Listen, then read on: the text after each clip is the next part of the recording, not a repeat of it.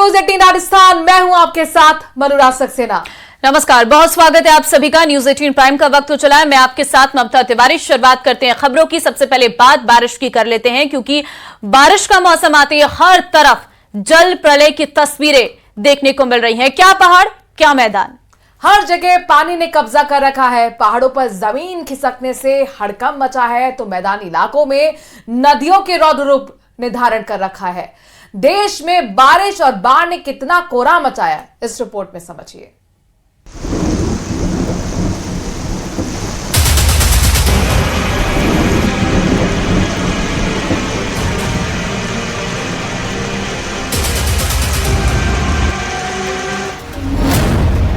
कहीं खिसकी जमीन, कहीं टूटे पहाड़।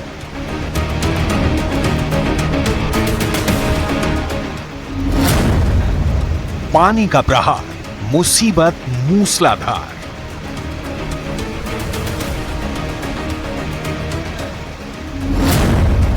मॉनसून आया, बाढ़ लाया। मॉनसून आते ही चारों तरफ जल प्रलय की तस्वीरें आनी शुरू हो गई। क्या पहाड़ी राज्य, क्या मैदानी इलाके, हर जगह पानी के प्रहार से कोहराम मचा है। पहाड़ों पर जमीन खिसकने से तबाही आ रही है, तो मैदानी इलाके सैलाब की चपेट में आ चुके हैं। यूपी के 20 शहरों में भारी बारिश की चेतावनी दी गई है, तो पहाड़ी सूबे उत्तराखंड के 9 जिलों पर संकट के बादल मंडरा रहे हैं। छोटे से पहाड़ी सूबे उत्तराखंड में बारिश की शुरुआत से हाहाकार मचा है।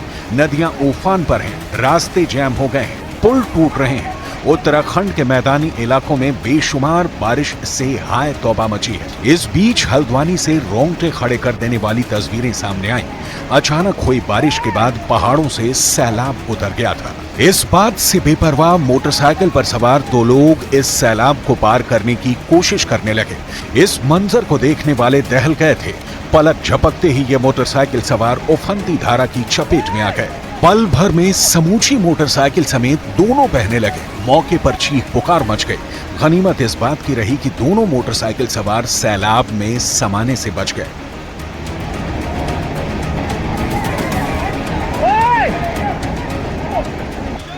सैलाब का अटैक क्या होता है, इन तस्वीरों को देखकर अंदाजा लगाया जा सकता है। कल तक ये पुल लोगों के आने जाने का साधन था। पल भर में उफनती धारा की चपेट में आकर खंड खंड हो गया। उत्तराखंड के अल्मोड़ा में इतनी बारिश हुई कि ये पुल उसे झेल नहीं पाया। रामनगर से अल्मोड़ा को रानीखेत से जोड़ने वाला पुल काफी अहम था। अब इसके टूटने से इस इलाके में ट्रैफिक की समस्या हो गई। बारिश का मौसम पहाड़ पर रहने वालों के लिए किसी मुसीबत से कम नहीं है। ये तस्वीरें उत्तराखंड के नैनीताल की हैं, जहां जमीन खिसकने से पहाड़ चकनाचूर होते दिखाई दिए। इस भयानक मंजर के सामने आने के बाद आसपास रहने वाले लोगों के मन में खौफ भर गया, क्योंकि नैनीताल के कालागढ़ इलाके में जहां ये जमीन खिसकी है, वहां सड़क बनाई जा रही है। और इस हादसे के बाद इस इलाके के कई गांवों पर फिर से संकट मंडराने लगा। उधर उत्तराखंड के ऋषिकेश में गंगा नदी उफान पर है। हर दिन खतरनाक तरीके से गंगा नदी का जलस्तर बढ़ रहा है। गंगा की धारा खौफनाक दिखने लगी है। पानी घाटों को डुबोने लगा है। हालत ऐसी हो गई कि सीढ़ियां दिखनी बंद हो गईं। गंगा नदी के इस प्रचंड रूप को देखकर लोगों को नदी से दूर रहने की अपील की जाने लगी है। गंगा नदी का जलस्तर खतरे के निशान के बराबर पहुंच गया है। तेज भाप के कारण पैर फिसलने की संभावना है, तो सुरक्षित स्थानों में ही स्नान करें। ऋषिकेश में नदी के जलस्तर में प्रति घंटा 10 सेंटीमीटर तक की वृद्धि हो रही है, जिसके बाद नदी के किनारे एसडीआरएफ के जवानों की तैनाती कर दी गई है। ऋषिकेश में सिर्फ गंगा नदी ही नहीं, बल्कि उसकी सहायक नदियां भी उफान पर हैं। उत्तरकाशी में बारिश से भागीरथी नदी तांडव कर रही है। वहीं विष्णुप्रयाग के पास अलकनंदा नदी ने भी रौद्र रूप धारण किया हुआ है। अलकनंदा नदी में लगातार जलस्तर बढ़ रहा है, जो खतरे के निशान पर पहुंचने वाला है। उत्तराखंड में पहाड़ों पर हो रही भारी बारिश का नतीजा यह है कि सारी नदियां उफान पर हैं। हालत ऐसी हो गई है कि रामनगर की कोसी और दबका नदियां अपने पूरे प्रवाह में बह रही हैं। इन नदियों के किनारे रहने वाले लोगों को प्रशासन लगातार वहां से हटा रहा है। उधर पिथौरागढ़ में लगातार हो रही तेज बारिश के कारण कई नदियां उफान पर हैं। भारत नेपाल को बांटने वाली काली नदी चेतावनी का स्तर पार कर चुकी है। वहीं रामगंगा भी चेतावनी के स्तर से ऊपर बह रही है।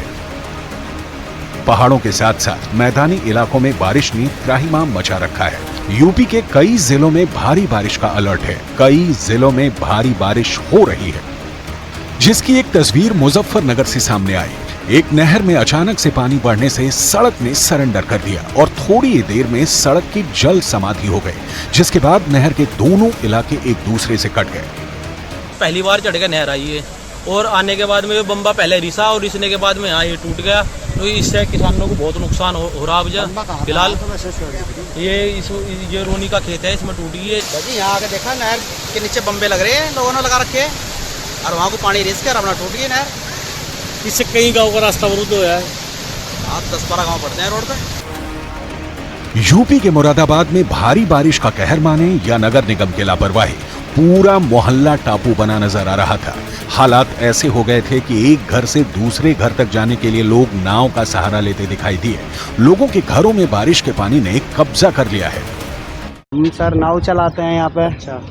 रोज सुबह आ जाते हैं, फिर रात को जाते हैं 8-9 बजे। लोगों को सबको लेके आना लेके जाना सब छोड़ते हैं, खाने पीने का सामान। अच्छा। बहुत दिक्कत होती है। आप लोगों का सामान भी लेके जा रहे हैं आप? जी सर। मतलब तो क्या घर खाली कर रहे हैं क्या? नहीं, कुछ हैं जो घर खाली कर चुके हैं अब तक। अच्छा।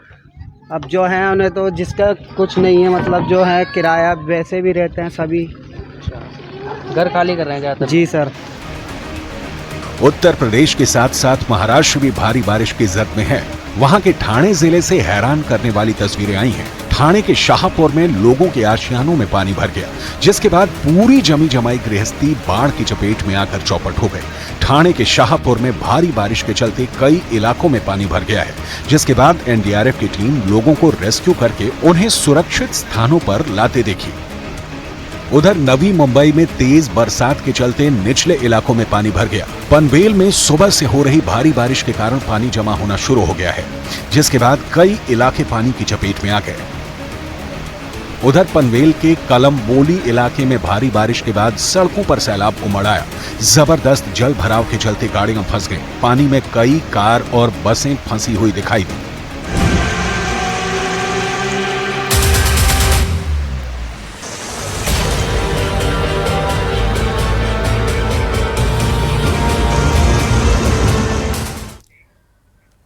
जम्मू कश्मीर के कुलगाम में हुए 2 जगहों पर हुए एनकाउंटर में 6 आतंकी मारे गए हैं। आतंकियों के खिलाफ इस ऑपरेशन में सेना का 2 जवान भी शहीद हुए। कश्मीर घाटी में आतंकियों को कैसे सफाया हुआ है, इस रिपोर्ट में आपको दिखाते हैं।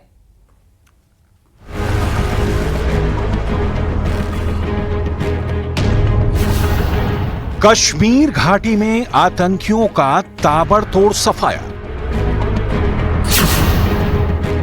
कश्मीर में 2 जगहों पर 2 दिन से एनकाउंटर। आतंकियों पर कहर बनकर टूटे सुरक्षा बल। कश्मीर घाटी गोलियों की तड़तड़ाहट से गूंज रही है। चुन चुन कर आतंकियों का सफाया हो रहा है। कुलगाम में मुठभेड़ के दूसरे दिन सुरक्षा बलों की गोलियों से आतंकियों को नेस्तनाबूद किया गया। बाकी जो छिपे उनको भी ढूंढ ढूंढ कर ठिकाने लगाने की कार्रवाई चलती रही। कुलगाम के 2 मकामात पे 2 अलग अलग एनकाउंटर्स जो हैं अभी भी जारी है। कल बाद दोपहर यहाँ मोटरगाम इलाके में पहला एनकाउंटर शुरू हुआ जो अभी भी जारी है। उसके फौरन बाद जो है चिनीगाम फिसल में एक और एनकाउंटर शुरू होता है जो अभी भी जारी है। इन दोनों मकामात पे अब तक जो है जराये के मुताबिक 6 मिलिटेंट मारे गए हैं, जबकि फौज के 2 जवान जो हैं वो भी इन दोनों एनकाउंटर्स में जाँ भाग हुए हैं। और कुल मिलाकर ये एनकाउंटर्स अभी भी जारी है। सिक्योरिटी फोर्सेस ने दोनों इलाकों को अपनी तहवील में लिया है। सर्च ऑपरेशन जारी है और ये देख सकते हैं आप, कैमरामैन से मैं कहूँ वो दिखा सकते हैं आप, सिक्योरिटी फोर्सेस जो हैं मुस्तैदी से काम ले रहे हैं। पूरे इलाके को अपनी तहवील में लिया है और इस पूरे रोड को जो है इसको बंद कर दिया है, सील कर दिया है। ये कुलगाम दियशपुरा रोड है जो टूरिस्ट डेस्टिनेशन अहरबल को भी जाता है, इसको ब्लॉक कर दिया गया है।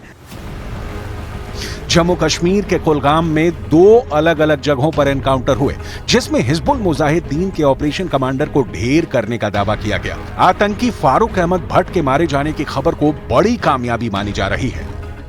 सक्सेसेस बहुत मायने रखते हैं और एक सब्सटेंटिव तौर पे भी और एक मैसेजिंग के तौर पे भी ये इस चीज़ की इंडिकेशन है कि सिक्योरिटी आर्किटेक्चर की और लोगों का बढ़ चढ़ कर इसमें ह्यूमन इंटेलिजेंस की जो फ्लो है उससे जाहिर होता है कि ये एक फाइट जो है वो लॉजिकल कंक्लूजन पर पहुंचेगी। कुलगाम में ऑपरेशन क्लीन में जहां आतंकियों को ढेर किया गया, वहीं देश की हिफाजत में लगे 2 जवान भी शहीद हुए। पहली मुठभेड़ मोदरगाम गांव में हुई, जहां पैरा कमांडो लांस नायक प्रदीप नैन कार्रवाई में शहीद हो गए। वहीं दूसरी मुठभेड़ फ्रेसल चीनीगाम गांव में हुई, जब सुरक्षा बलों को इलाके में संभावित लश्कर-ए तैयबा के आतंकवादियों के बारे में सूचना मिली। ऑपरेशन के दौरान प्रवीण जंजाल प्रभाकर शहीद हुए। Chinar corps commander DGP Jammu Kashmir समेत सेना के अधिकारियों ने जम्मू कश्मीर के कुलगाम में शहीद हुए जवानों को श्रद्धांजलि दी।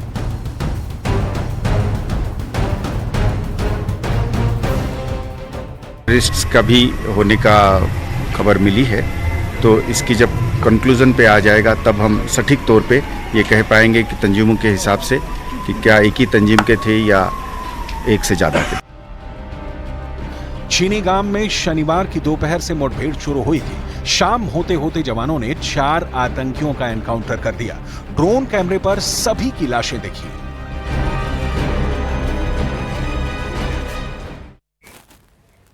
अगस्त तक केंद्र की सरकार के गिरने की लालू प्रसाद की भविष्यवाणी, अब सियासत इस पर जारी है।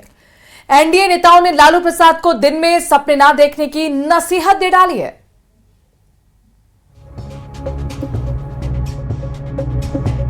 लालू जी इसी तरह करेंगे, अब क्या करेंगे बेचारे। लालू जी इस प्रकार का दिवा स्वप्न देखते रहते हैं।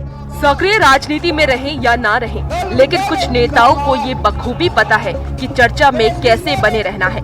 ऐसे नेताओं में एक बड़ा नाम है आरजेडी के राष्ट्रीय अध्यक्ष लालू प्रसाद का। ये हम नहीं कह रहे, ऐसा कहना है जेडीयू सांसद और केंद्रीय मंत्री ललन सिंह का। लालू जी इसी तरह करेंगे, अब क्या करेंगे बेचारे। आप बताइए क्या करेंगे। सजा याफ्ता हो गए हैं, चुनाव लड़ नहीं सकते हैं, स्वास्थ्य उनको कहीं घूमने फिरने का परमिशन नहीं देता है। तो अखबार में कुछ छपना है तो अखबार में कुछ छपने के लिए कभी कह देंगे कि अगस्त में गिर जाएगी, कभी कह देंगे कि जून में गिर जाएगी, कभी कह देंगे कि सितंबर में गिर जाएगा। दरअसल आरजेडी के 27वें स्थापना दिवस के मौके पर लालू प्रसाद ने अगस्त के महीने में केंद्र सरकार के गिरने की भविष्यवाणी कर दी। तब से बिहार की सियासत गर्म है और एनडीए के नेता हमलावर। बीजेपी नेता और पूर्व केंद्रीय मंत्री अश्विनी चौबे ने कहा कि लालू जी मुंगेरी लाल के हसीन सपने देख रहे हैं जो कभी पूरा नहीं होगा। लालू जी इस प्रकार का दिवा स्वप्न देखते रहते हैं। मुंगेरी लाल का हसीन सपना जैसे है, उनको बराबर सत्ता दिखाई पड़ता है। वहीं केंद्रीय मंत्री जीतन राम मांझी का कहना है कि लालू जी ऐसे ही बोलते रहते हैं। वो तो उस समय कह रहे थे कि एनडीए की सरकार यहाँ आ ही नहीं रही है, तो झूठ बोलते ही हैं, झूठ बोल करके लोगों को बरगला रहे हैं। जबकि एलजेपीआरवी के अध्यक्ष और केंद्रीय मंत्री चिराग पासवान ने कहा है कि लालू जी अपने कार्यकर्ताओं को बांध कर रखने के लिए इस तरह की बात कहते हैं। सच्चाई उनको भी पता है। सिर्फ अपने कार्यकर्ताओं को बहला के फुसला के रखने के लिए वो जानते हैं अच्छी तरीके से कि भैया नहीं बहलाएंगे फुसलाएंगे तो कैसे 5 साल चलाएंगे। लोकसभा चुनाव में आरजेडी को बहुत सीटें तो नहीं मिली, लेकिन रिजल्ट 2019 से बेहतर रहा। 2025 में बिहार विधानसभा का चुनाव है।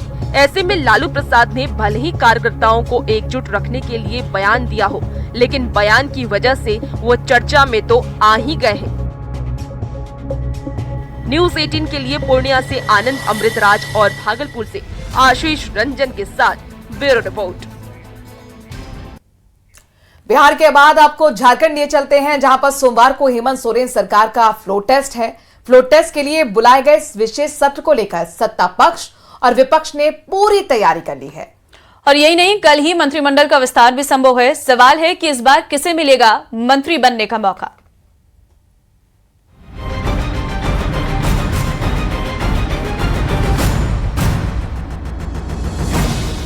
8 जुलाई झारखंड के लिए बेहद खास दिन, क्योंकि 8 जुलाई को झारखंड की राजनीति के लिए बड़ा दिन होने वाला है। विधानसभा में 8 जुलाई को हेमंत सरकार फ्लोर टेस्ट कराएगी। सदन में बहुमत के लिए सत्ता पक्ष के पास पर्याप्त आंकड़ा है, फिर भी हेमंत सोरेन कोई चूक करना नहीं चाहती जिससे भीतरघात हो सके। इसी को लेकर सीएम हेमंत सोरेन ने अपने घर पर सभी विधायकों के साथ बैठक की। विशेष सत्र के बाद 8 जुलाई को ही हेमंत कैबिनेट का विस्तार भी होगा। विधानसभा चुनाव से पहले होने वाले कैबिनेट विस्तार पर सिर्फ सत्ता पक्ष ही नहीं बल्कि विपक्ष की भी नजरें टिकी। बहुमत के साथ 2019 में शपथ लिए थे और उस शपथ लेने के कारण बड़ा स्पष्ट हैं और उनके जो राज्य के यूथ, किसान, मजदूर, सामाजिक लोगों को जो उनका वचन था, जो उनका संकल्प था, वो एक भी संकल्प पूरा नहीं किया। तो ये मुख्यमंत्री के रूप में, खुद मुख्यमंत्री के रूप में उनका ये शपथ ग्रहण हो सकता है, लेकिन राज्य के लोग अंततः पूरे कार्यकाल में ठगे गए हैं। हेमंत सोरेन का मंत्रिमंडल विस्तार विधानसभा चुनाव को लेकर भी बेहद अहम माना जा रहा है, क्योंकि सरकार पूरी कोशिश करेगी कि मंत्रिमंडल में हर कोटे से मंत्री बनाए जाएं, ताकि इसका फायदा चुनाव में हो। कांग्रेस कोटे से पिछली बार अल्पसंख्यक कोटे से आलमगीर आलम को जगह मिली थी। आदिवासी कोटे से रामेश्वर उरांव मंत्री बनाए गए थे। ओबीसी कोटे से बन्ना गुप्ता को मंत्री की कुर्सी मिली थी, तो ब्राह्मण कोटे से बादल पत्रलेख मंत्री बने थे। आलमगीर आलम जेल में है। अल्पसंख्यक कोटे से इरफान अंसारी दावा कर रहे हैं। इस बार मंत्री बनने की रेस में दीपिका पांडे सिंह, प्रदीप यादव और अनूप सिंह का नाम लिया जा रहा है। तो जेएमएम कोटे से बसंत सोरेन के साथ साथ बैद्यनाथ राम की भी दावेदारी मजबूत दिख रही है। कल विधानसभा में जो विश्वास मत प्रस्ताव जो पेश होगा और उसमें जीत हासिल करने के बाद संभवतः कल या परसों 1 से 2 दिनों के अंदर में मुझे लगता है कि मंत्रिमंडल का विस्तार हो जाएगा। नाम सारा तय है। पार्टी की तरफ से व्हिप भी जारी होगा और आंकड़े तो बहुत स्पष्ट हैं और आंकड़ों से ही ये बात समझ में आता है कि ये जो विश्वास मत है जिसको हेमंत जी प्राप्त करने वाले हैं, ये ध्वनि मत से उनको विश्वास मत प्राप्त होगा। कैबिनेट विस्तार को लेकर चल रहे दावों और बयानों के बीच किसको हेमंत कैबिनेट में जगह मिल पाती है, ये तो 8 जुलाई को ही पता चलेगा। Bureau report, news 18।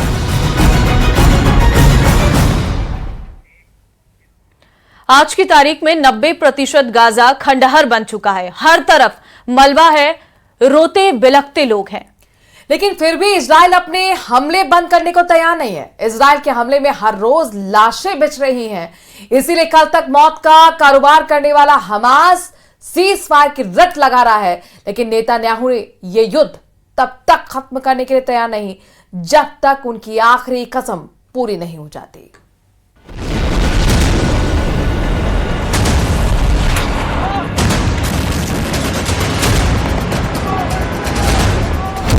दो हिस्सों में फाड़ डाला गाजा।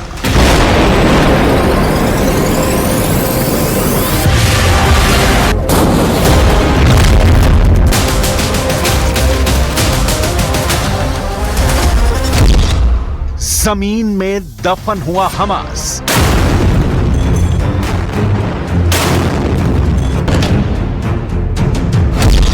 अब बंधकों को छोड़ेगा हमास।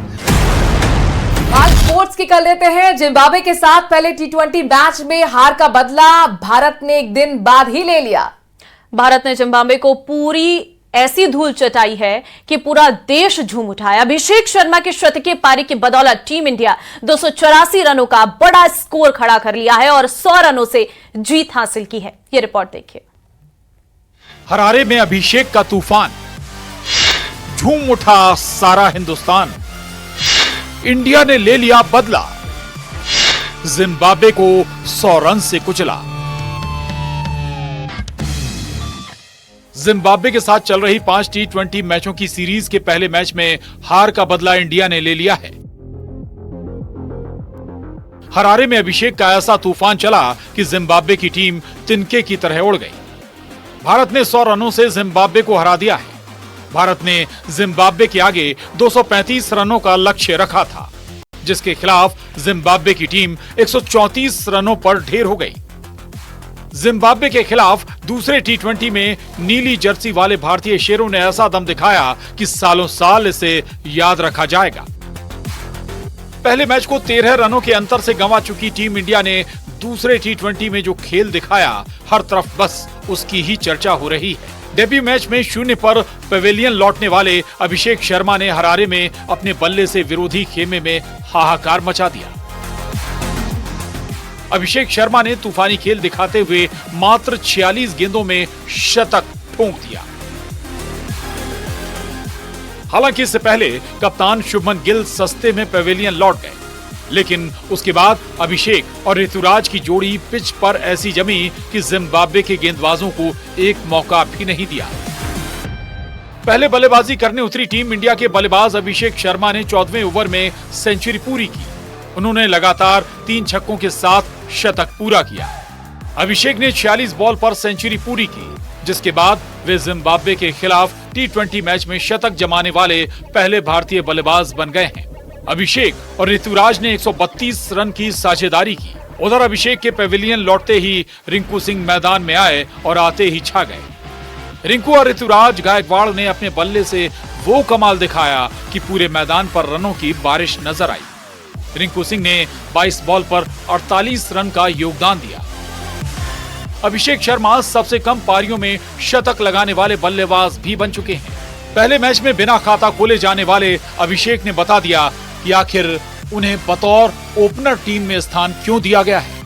इसके अलावा T20 मैच में एक ही पारी में सबसे ज्यादा छक्के लगाने वाले वो विश्व के 7वें बल्लेबाज भी बन चुके हैं। उन्होंने अपनी पारी में 8 छक्के लगाए, जबकि शर्मा ने 7 चौके भी जड़े और 212 से भी ज्यादा के औसत के साथ अपना शानदार शतक पूरा किया। और इसी के साथ भारत ने T20 में सबसे ज्यादा 34वीं बार 200 से ज्यादा का स्कोर हरारे के मैदान पर बनाया। Bureau report, news 18।